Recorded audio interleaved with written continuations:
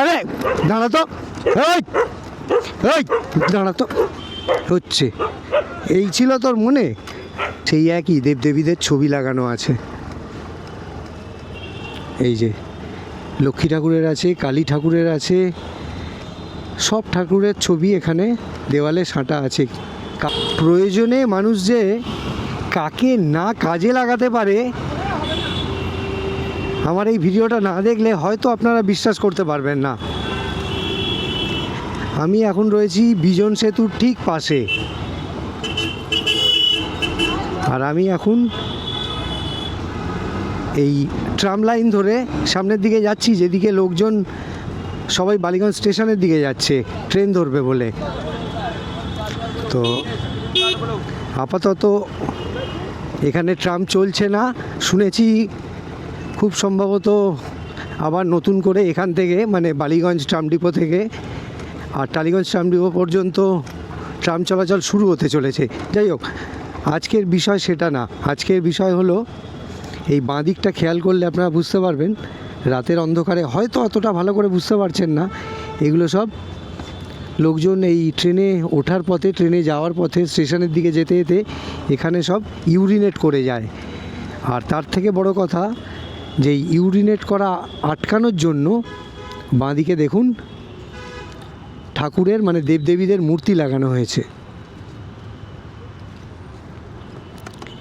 আমি জানি না যে কাদের ওপর বেশি রাগ করব, যারা এরকম রাস্তা দিয়ে যেতে যেতে কলকাতার এরকম একটা সেন্টার প্রপার জায়গায়, গড়িয়াহাটের মতো জায়গায় রাস্তার মধ্যে দাঁড়িয়ে একটু গাছপালা, একটু ঝোপ জঙ্গল দেখলেই টয়লেট করে দেয়, তাদের ওপর রাগ করব, নাকি যারা এই টয়লেট করা আটকানোর জন্য দেওয়ালে দেবদেবীদের মূর্তি লাগিয়ে দিয়েছে, কাদের ওপর?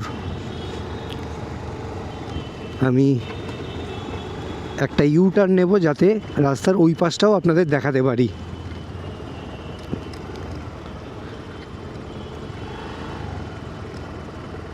এই দিকে দেখুন সামনে জঙ্গলের মধ্যে সেই একই দেবদেবীদের ছবি লাগানো আছে। এই যে লক্ষ্মী ঠাকুরের আছে, কালী ঠাকুরের আছে, সব ঠাকুরের ছবি এখানে দেওয়ালে সাঁটা আছে। কারণ কি? কারণ একটাই, যাতে লোকজন এখানে টয়লেট করতে না পারে। ভাবা যায়? এখানে আমি ধর্ম নিয়ে কোনো কথা বলতে চাই না, তবে আমার ধারণা যে যারা এইগুলো লাগিয়েছে তারা নিশ্চয়ই অন্য কোনো ধর্মের মানুষ না। দেখুন কিভাবে মানুষকে অপকর্ম করা থেকে আটকানোর জন্য আরও একটা বড় অপকর্ম করা হয়েছে। এই যে কন্টিনিউ ঠাকুরদের, দেবদেবীদের ছবি লাগানো আছে,